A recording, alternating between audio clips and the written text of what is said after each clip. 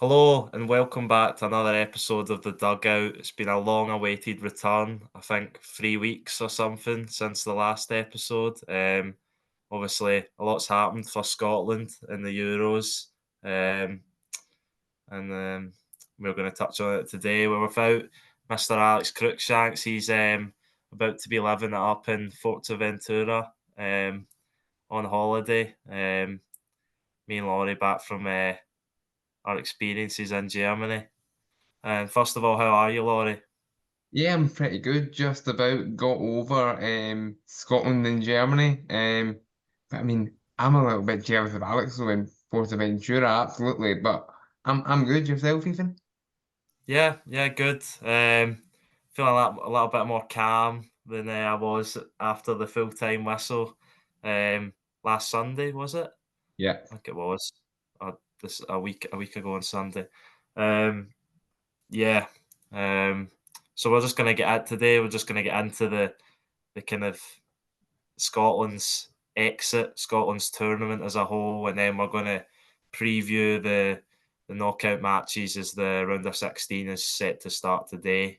Um, so first of all, Laurie, what was your first of all being in Germany for the opening match? What was kind of your your thoughts at the game to relate to the football and just the overall experience of being in Germany?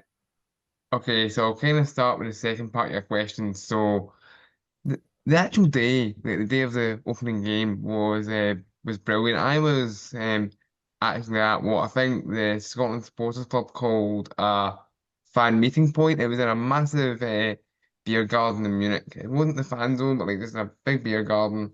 There was loads of Scotland fans hanging about. It was great, again, no trouble, no animosity, and it was kind of the same at the game. Everyone just having a good time, enjoying themselves, and in that in that wee fan part, everyone's kind of overriding feeling was somehow optimism. We all probably knew that Scotland were underdogs and were maybe going to lose, but no one thought that I mean it was going to be or going to be such a heavy defeat on the night of the Allianz. However, the Allianz itself was brilliant. I mean, Scotland fans and in full voice from probably about maybe I don't know 6:30 German time, so 7:30 here. And bear in mind the game didn't kick off until what 9 o'clock in Germany, and it was brilliant. I mean, my mum who was with me actually commented this was maybe half an hour before the game about how hoarse I was 'cause I was spending all that time singing. But yeah, it was great, and I'm someone who very rarely gets emotional in a football stadium, but I was pretty close to it on that night before the game started, of course. Yeah, yeah. Some of the stadiums in Germany are brilliant, and obviously no better than the Allianz. Um, And yeah, my experience in Germany is the same. Just brilliant host country. Really friendly, really well set up. Um, and that's what it's about. These tournaments is just about watching the football and having a laugh between the countries and the supporters from each country. I didn't really see any problems from the Scotland fans, which even despite results, I know that with football fans, especially in this country, it's easy to get into. It's easy for them to get into that kind of stuff, but I didn't see any of that, which was a small positive to take from the overall football experience, which I'm sure you had first hand experience of the start of that and the start of the downfall. What were your thoughts on the opening match?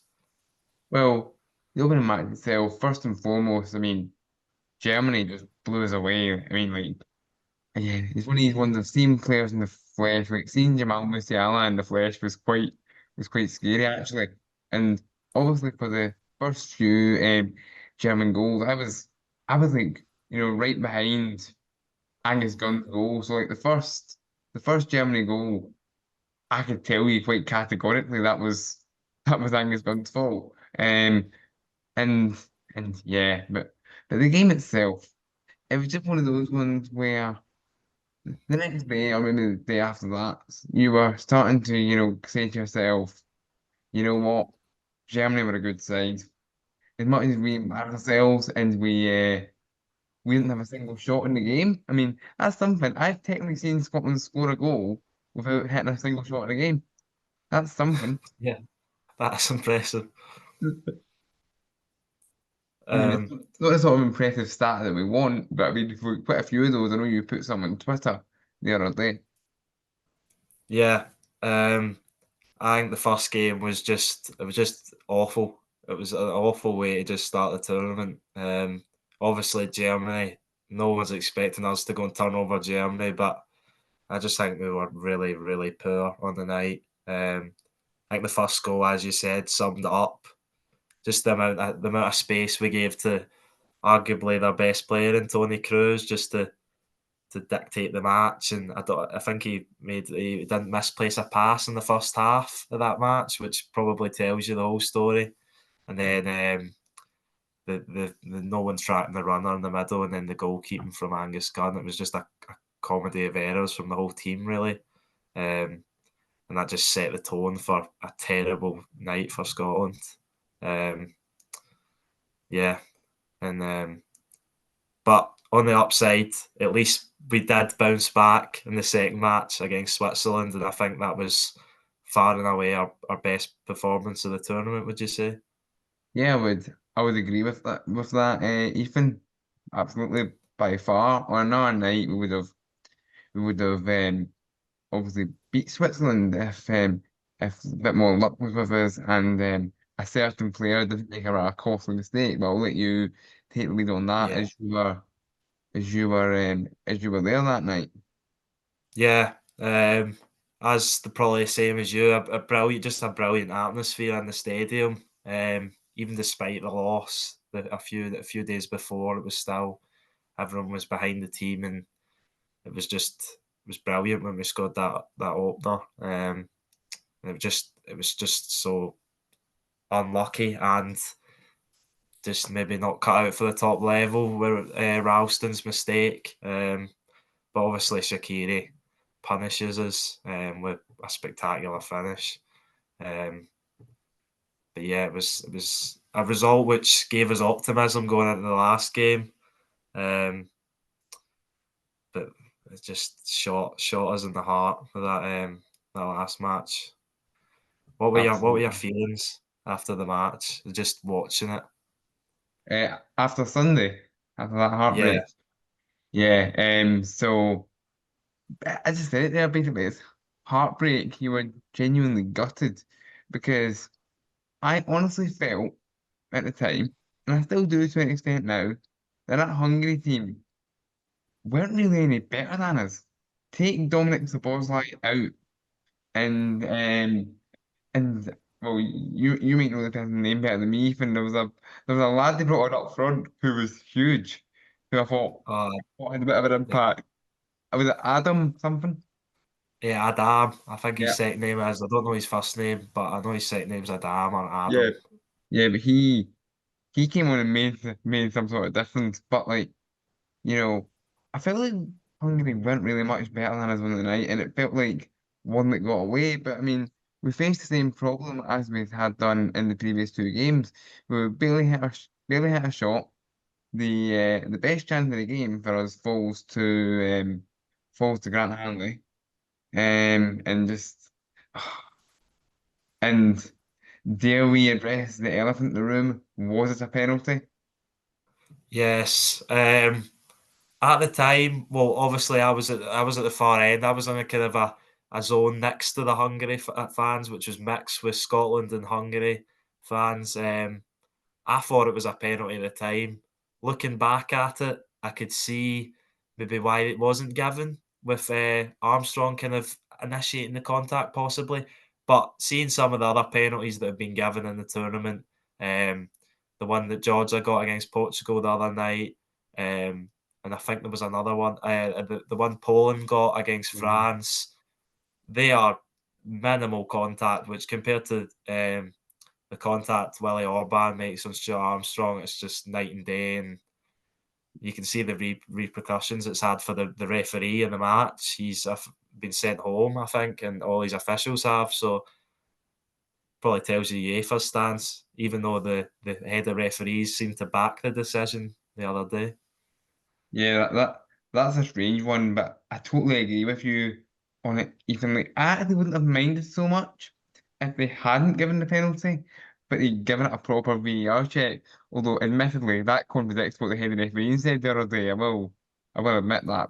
I'm not convinced they did give it a proper check from watching at home. Um, and what I will say, and this is kind of difficult coming from me, right? And yes, the referee, who I'm not going to stress his nationality, was sent home. But we all heard Steve Clark's comments about the referee talking about his nationality, the fact that he wasn't a European official. Like, does that matter? Like, would you say I don't think so? And I'm not one for No, criticizing Steve Clark in that way. no, I think to be honest, I think the moaning about the penalty, I think if you look at it, we were just across the tournament, we weren't good enough and we deserved nowhere near to be even by a standing chance of getting to the knockout rounds. Um, Even though it probably was a penalty, I think Steve Clark went off the rails a bit with his comments after the match. I don't think it does make a difference. I think they've got that one wrong, but the referees are always going to get stuff wrong. I think over the tournament we just weren't good enough. Um, I don't know if you think otherwise, but No, I certainly don't. It's you said it there, we're not really good enough over the course of the tournament. So yes, it was maybe a poor refereeing decision that maybe would have changed the course of a tournament, but like we wouldn't have deserved it. It's a bit like look at what England are going through just now. They went through the top of the group and will play Slovakia tomorrow. But despite going through the top of the group, they've scored 2 goals.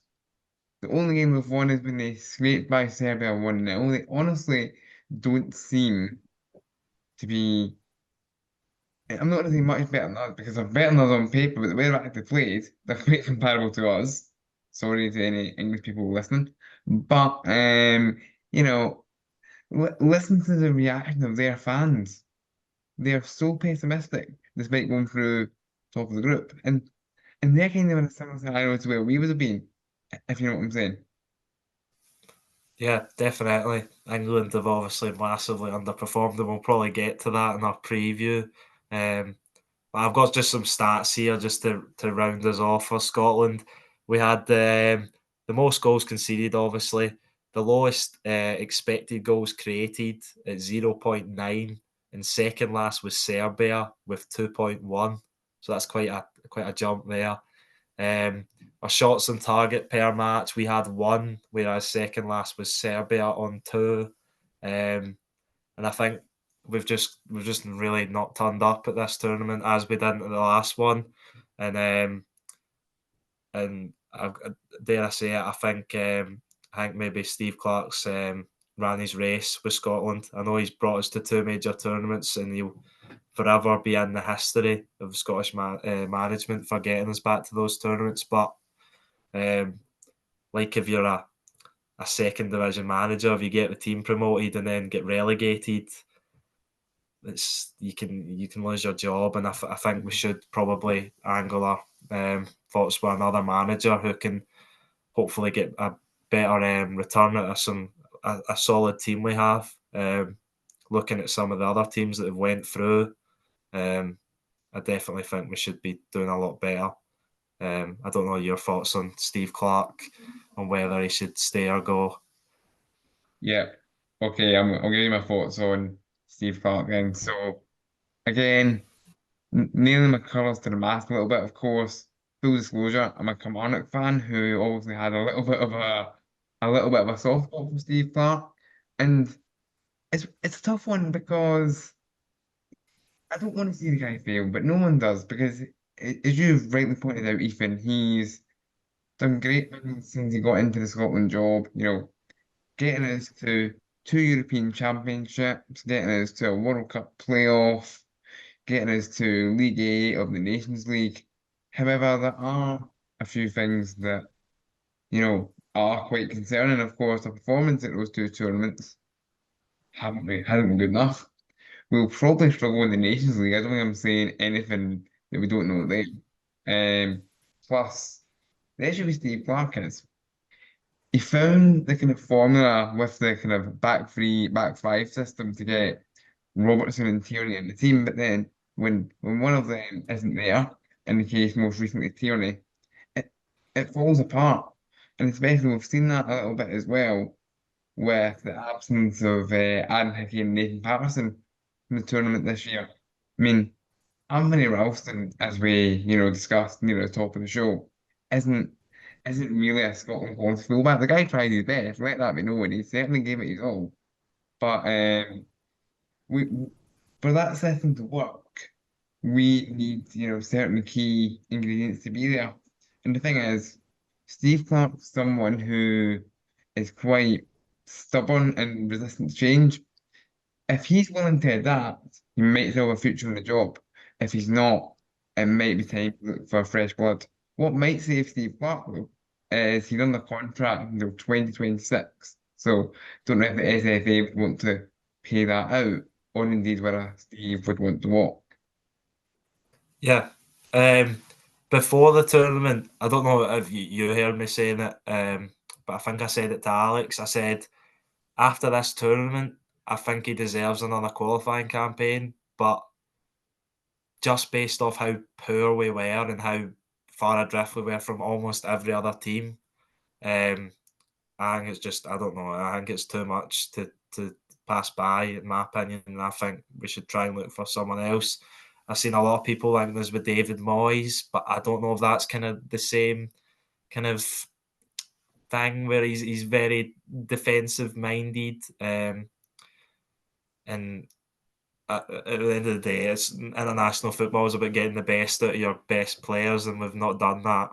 I think John McGinn just really didn't do much at this tournament. Don't know your thoughts on that.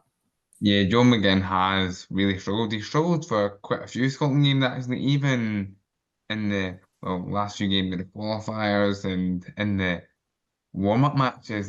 John McGinn really hasn't showing his usual Scotland form. Probably the best we saw of John McGinn was against Hungary. I would have said that was the most McGinn-like Yeah, that I've seen. But back to your original point about the management situation, of course, on paper, David Moyes is an outstanding candidate.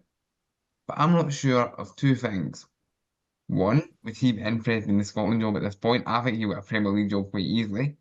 And two, well, I kind of think with David Moyes, people are jumping to that conclusion because he was one of the pundits for the BBC on the Scotland game on Sunday night. So I don't know whether he's someone to easily kind of jump to. However, I can't really think of another decent candidate, to be fair. yeah. I've obviously seen some shouts for Derek McInnes, which I'm guessing you won't be very happy with. No, I'm not. I'm not too pleased with it. However, Derek McInnes has said before, quite recently on record, that he would be interested in the Scotland job at some point in his career. But then again, he literally signed a contract extension until 2027, like maybe 4 or 5 weeks ago. So I don't really see him leaving. And as of Yeah. right, he's at Marbella at the minute, with the Kelly team. So would you really want to give up a wee, well, glorified holiday in Marbella? No, no, I don't think you would. Um, well, I think that's all we've got to mourn over Scotland's campaign. I think we should probably look ahead to the football to come. Um, Obviously, there's a lot of football football starting to come up. Probably went through the quietest period of the season, club football wise. I know Kilmarnock have made a little bit of activity in the transfer window, unlike Celtic, and of course Rangers have made some activity as well. And there's been some issues with Rangers Stadium as well, which came out the blue. And a few other stories which we'll probably get into in upcoming episodes. But we'll just go through the last 16 games and kind of give our thoughts on the teams so far and how we think um, how we think we can see that the one's going. Um, So the first game, I'll go from the top side of the bracket, or the heavier side of the bracket, as everyone's calling it, that doesn't contain England. Um, the first game's on today. The hosts, Germany, v Denmark. Obviously, Germany pretty strong in our group, as we found out. They did drop points against Switzerland, but they did do enough to win that group. And they've been pretty impressive so far. Obviously, Denmark, 3 draws is enough to get through in this weird formatted tournament with that very strange group that they were in. And they're going to need to win this game. So how do you think that game will go today? Again, I think Germany are very much the favourites, especially as the host. However, Denmark in what will probably go down as the tightest group in Euros history. Denmark were pretty solid. At least one of the tightest groups. There's one other. I mean, against England, I would make an argument and say Denmark probably could have won that. But Yeah. but yeah, it'll be an interesting game to watch at 8 o'clock tonight. But who knows what way it'll actually go? And of course, for what it's worth, Germany are getting to play at, well, what we would often call Signal Iduna Park, but due to UEFA rules, it's the BVB Stadion Dortmund. So Germany creating its own yellow wall. So see how that goes tonight.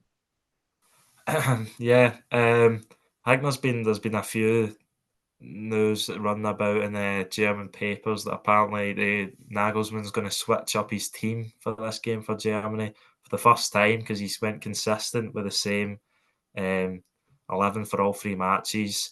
I know Jonathan Tah, the central defender, he's suspended.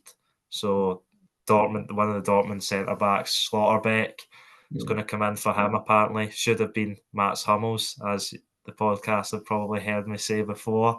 Um, and then they're going to make a change apparently at left back as well. And Sane is apparently going to come in for Florian Wirtz, who I did say was my flop of the tournament, before he scored the very first goal of the tournament against us. But he has been a bit quieter in the other 2 games. And then the last change, Nicholas Füllkrug apparently is going to get his chance from the start, which is probably deserved based off his performances off the bench. Kai Havertz is expected to drop out. What do you Yeah, think of of that? course.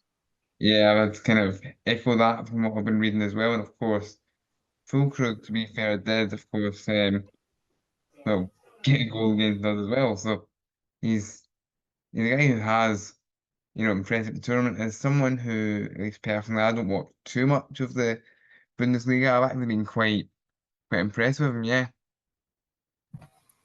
Yeah, yeah, he has been. He has, well, at one point until Georgia's match against Portugal the other day, he was joint top scorer on 2 goals, despite not starting a match.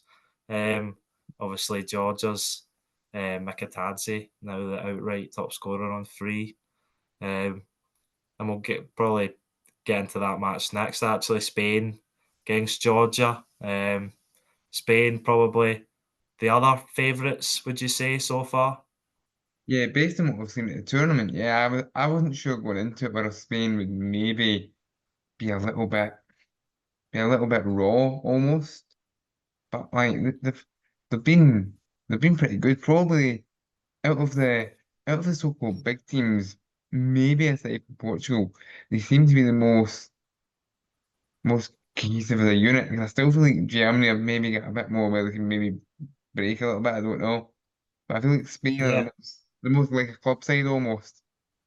yeah. I definitely agree. I think that Spain have almost looked like a club side so far with how they're set up in their 4-3-3, and they've got players that obviously play for top clubs like Rodri and um, Fabian Ruiz, who's surprised me. Obviously, Mhm. playing for PSG, I've never really seen him play that as well as he's done in this tournament.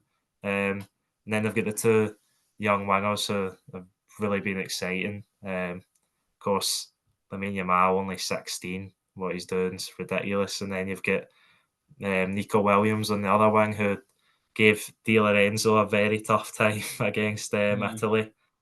Um, but I do expect Spain to deal with Georgia pretty easily. Although Georgia could put a surprise in the road, as they have done already. I think Georgia have been very impressive so far. What's your thoughts on this matchup?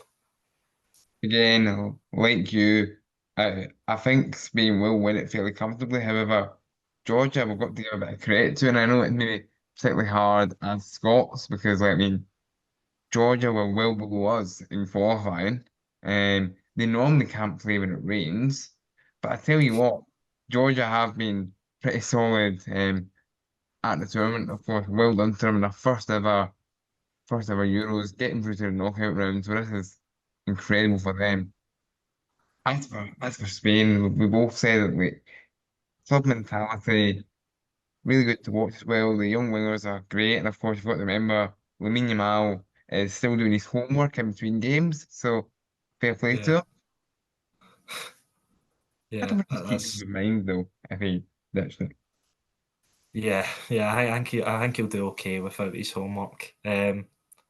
But yeah, Georgia have really impressed me, and they've just got some really good players, really in different areas. The goalkeeper, Georgie Mamardashvili, not an Yeah, easy name to say, as any of the Georgia players' names are.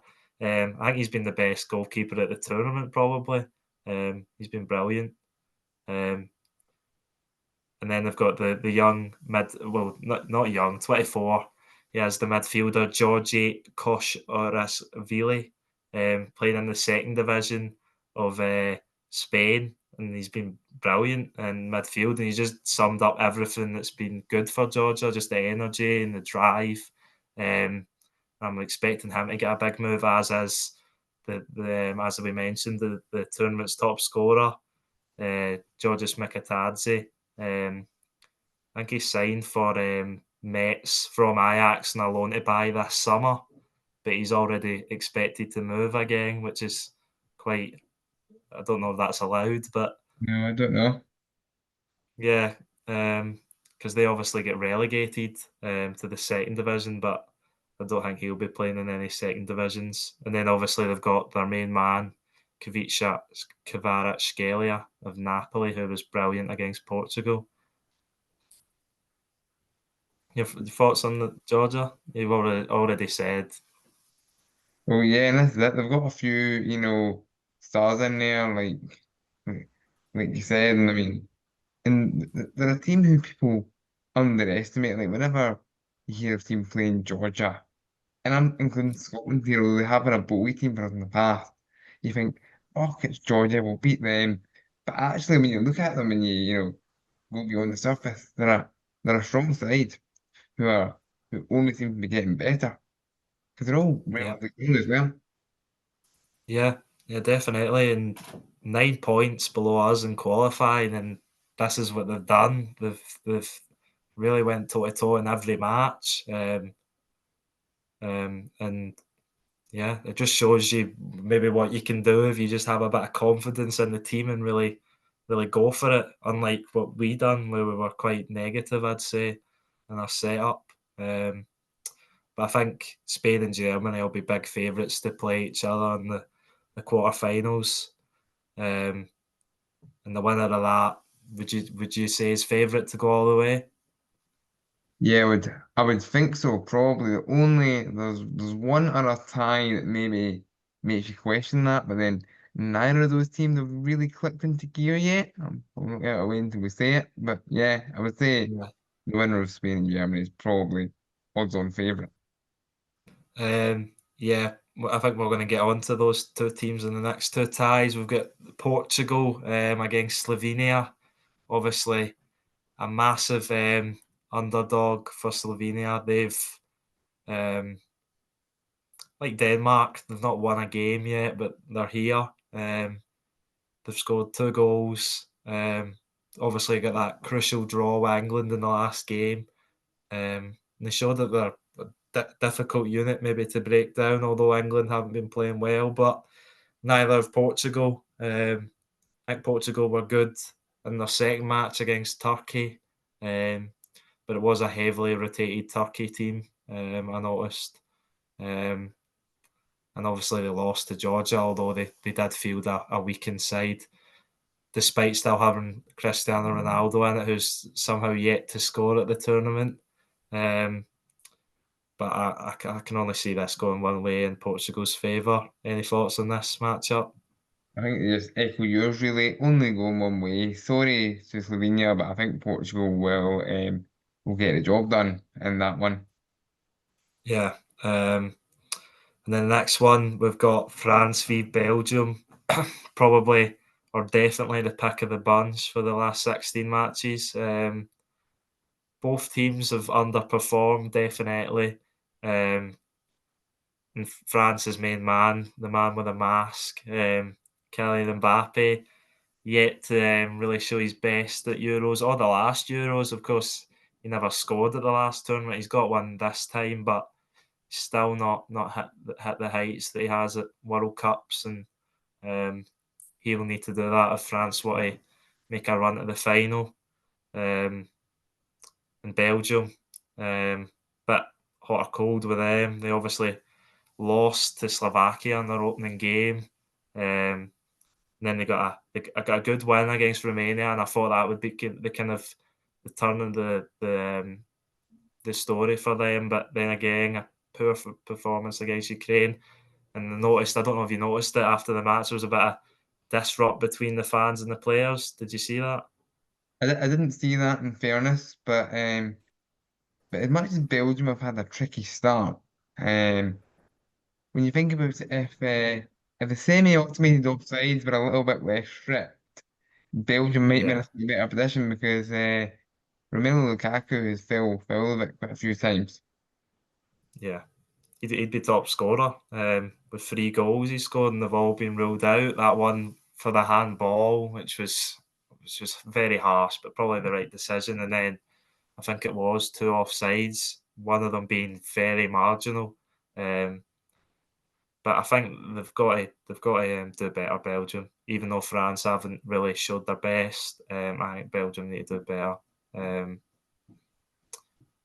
I think they will be expected to do better, as I was just mentioning there about the fans disrupt, and I think it was they were walking over to the fans after the Ukraine match, and the fans were booing, and Kevin De Bruyne, the captain, just told all the Belgian players to walk away and just get their heads down and focus on the next match, which might have not helped the situation with the fans. Nah, maybe not. Although Kevin De Bruyne does have a little bit of a little bit of a tendency to be a hothead like that. I'm sure I remember seeing him do something similar at a Man City game.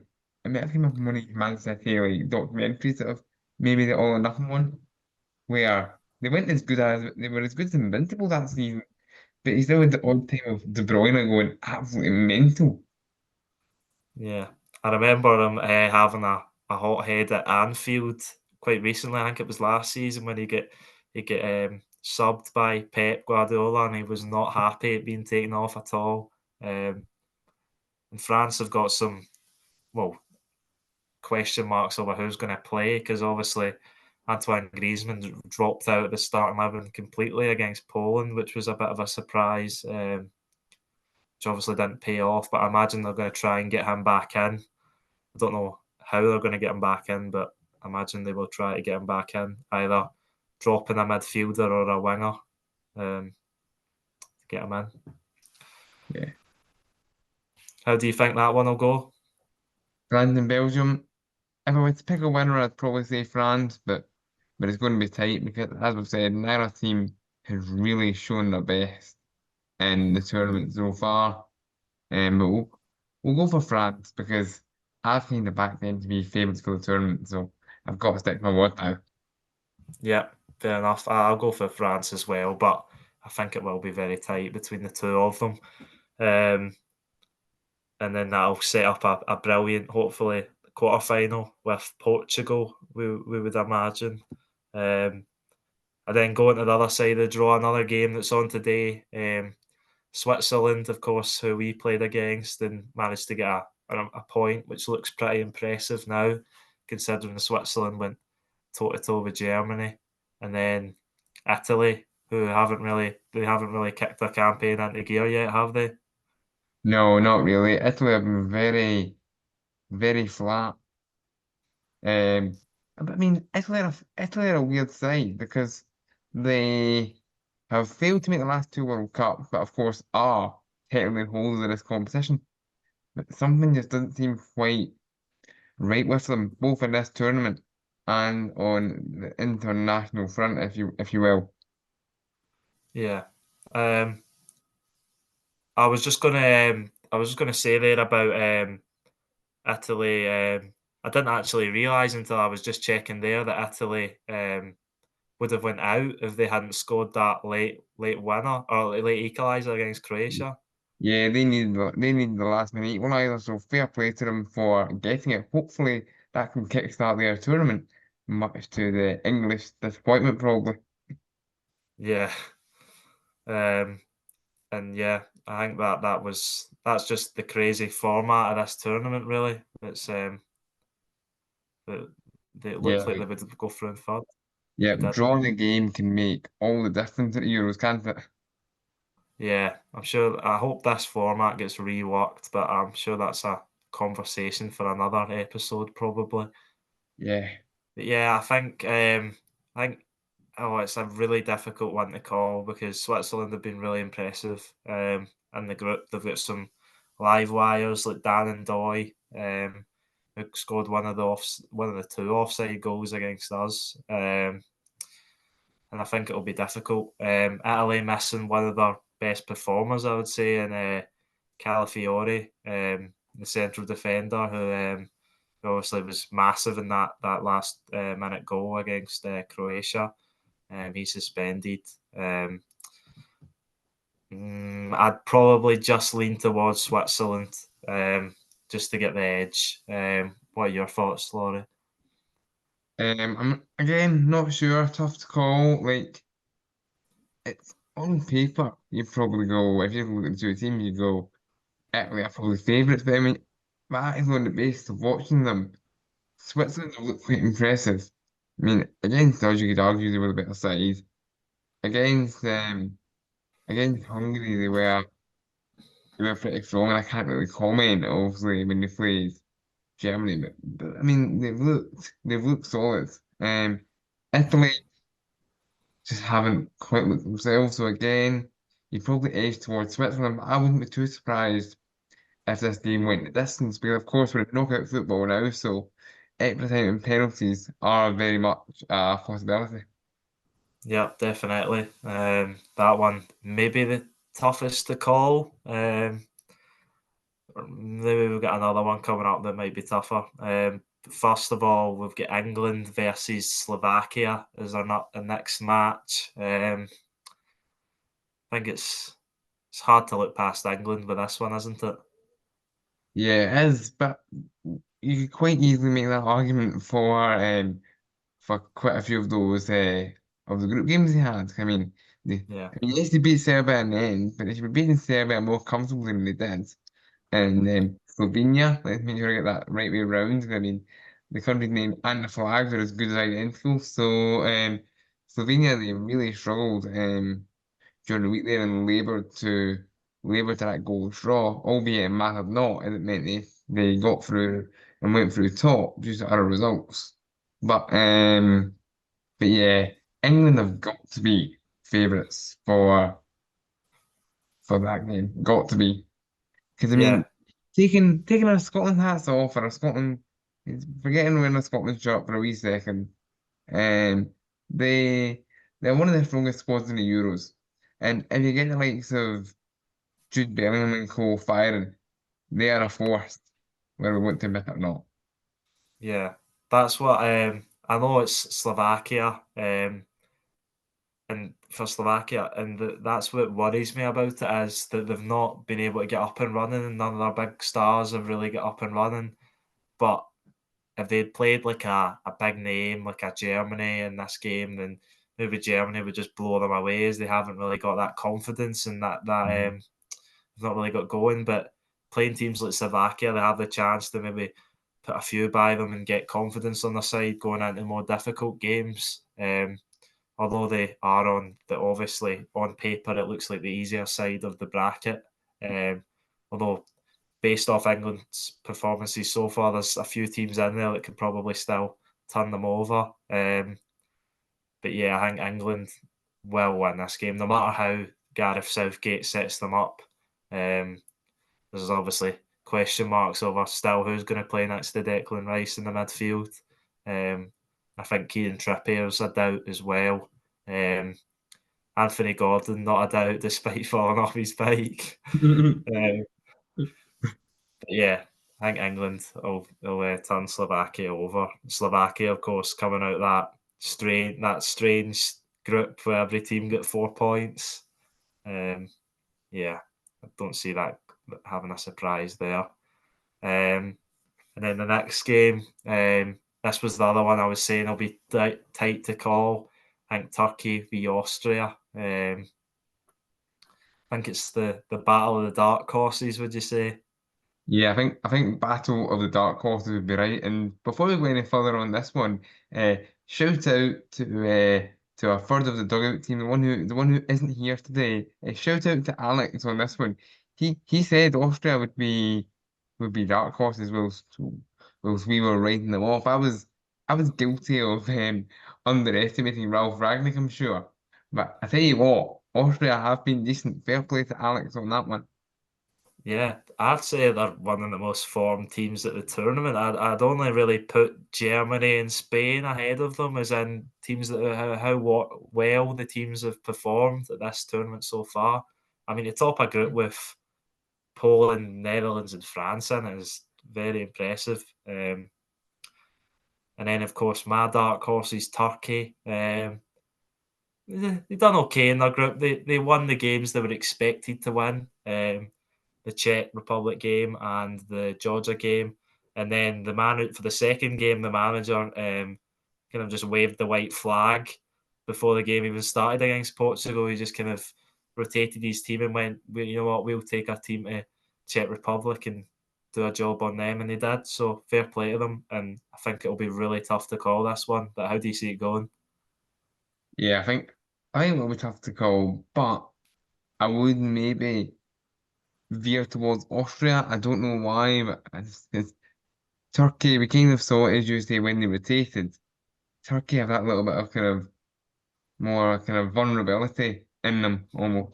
And I mean, let's just bring us up quickly. One of the goals in that Portugal Turkey game, the own goal, is probably up there with the most hilarious own goal I've ever seen. Like, I mean, but but on a more serious point on that, I feel like there's been way more own goals at this tournament than normal. Yeah, I think I've lost count actually, but I did know they're by far the top scorer at this tournament on goals. I seen a post and it was a bit of a laugh, and it was top scorers at Euro 2024, and it was um, on goals, Lukaku, including disallowed goals, and then it was everyone else on two.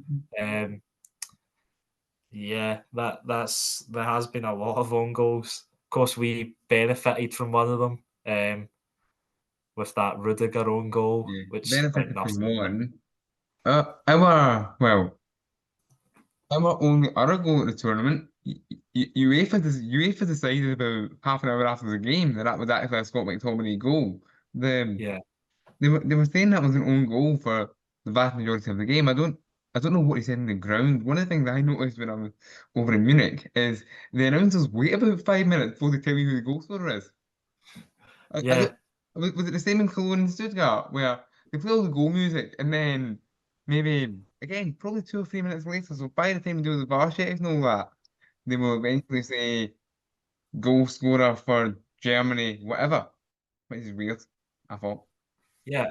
I wasn't paying attention, and I just checked my phone at half time, and it said Fabian Schär on goal, and I thought that looked like a McTominay goal, and then they gave him at the end, so he keeps up the streak of only Scottish players begin with Mick to score at the European Championships.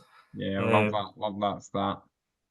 um, but yeah, I think I agree with you. Austria just to edge out Turkey. I think Turkey are missing a few players for suspension as well. Akaydın, their central defender, and their captain, Çalhanoğlu, who will be a massive miss for them. But yeah, I think that'll be the result, Austria. And then going into our last game, we've got Romania against. It's evading me who Romania. Why is it evading me who Romania are playing? Okay, so Netherlands. Romania, so yeah, Yanis It's the Hadji for Netherlands. the Rangers fans, so he'll be in that team and they're playing Netherlands. So Yep. The Netherlands, a bit like most teams at this tournament, not really a bit hot or cold, would you say? yeah, I mean, Ethan, I could be wrong here, but was it yourself who backed the Netherlands quite heavily? Yes, I did. I did, in fact. Yeah, Yeah, you're right. Not too confident on that, although they are on a favourable side of the draw, so true. possibly. I did say they would top that group, and they would have if they had. Would a draw against Austria have been enough? I think it Would possibly it have could been have. enough? Now we're gonna get me doing some arithmetic live on air. Would it have been enough? No, because No, no, because Netherlands finished third on 4 points and Austria was top on six. So no. right. Oh, but yeah, but if they had drew with Austria though, then they would have overtaken Austria because Austria wouldn't have had the win points Wouldn't for have had beating the the win. Netherlands. But it's very close. I just thought they would have. I mean, I did think Austria would have beat them based off watching both teams, but yeah. Um, but I think they will get the better of Romania. I think Romania, that group that Romania, Slovakia, and Belgium came out of is very.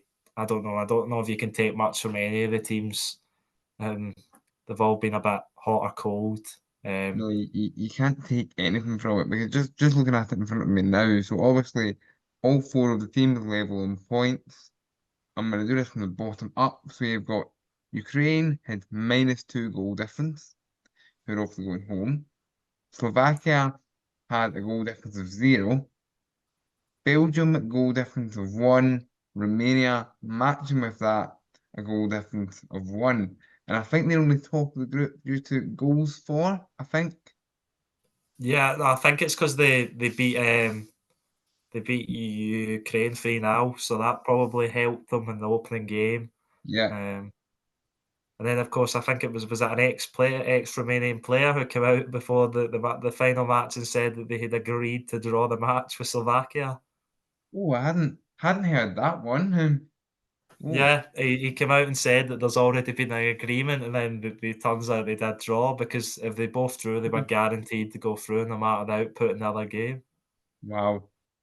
Um, We there you don't we go. don't endorse match fixing here on the Dugout, by the way, but there we go. Yeah. Um, poor Ukraine. The unlucky ones to miss out on 4 points. But yeah, I can't see Romania doing too much against the Netherlands. I think the Netherlands will get the job done. They might make heavy weather of it as they have done in well all of their games so far. Um, Although maybe hard done by against France not to get that Xavi Simons goal that was ruled offside. Yeah, that's never offside. Yeah, contentious decision. But I think that rounds up everything. How do you think that game would go? I'm guessing you think Netherlands will win that one. Yeah, I think Netherlands will come up on top. As you say, they might not make it easy for themselves because they never do. But I mean, let's face it, who does that sound like? Yeah, Sounds a bit like ourselves, doesn't it? But it's hard to take anything from Romania's group because, as we've said, every single one of those teams haven't really lived up to their true potential yet. They've all just been camping each other out. So this will be the first time we get a true indication of what Romania are actually like. And I imagine Netherlands will just prove too strong for them. yeah. I think that's everything. And I've got to give a props to the Netherlands fans. They're maybe the ones to rival us for best fans so far. Some of the videos of them, just Yeah, ridiculous. absolutely. The Netherlands have been doing some great stuff out in Germany, at least off the pitch, fan wise. And also, and this is a credit to the Scotland fans as well, by the way. I mean, the Tartan Army for all 3 games were incredible. So much so, the Germans seem to have started a petition for like some sort of annual kind of reunion friendly. Oh, Whether it will actually happen, I don't know, but that would be cool. yeah, Um, that would be cool.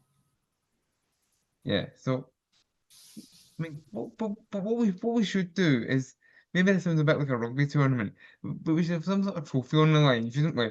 And then Yeah, we can say we've won an international trophy when Germany put their B team out.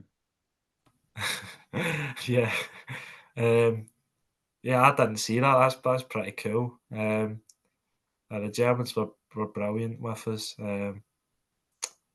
Maybe we were too nice to them on the pitch. Maybe that was what we can take away from that. But I think that's everything for today's episode. We'll be back. I don't know when we'll be back. Maybe a few days or maybe just a week's time. Probably bringing you transfer news, a little bit of more talk on the Euros, and previewing the season as the fixtures have been announced.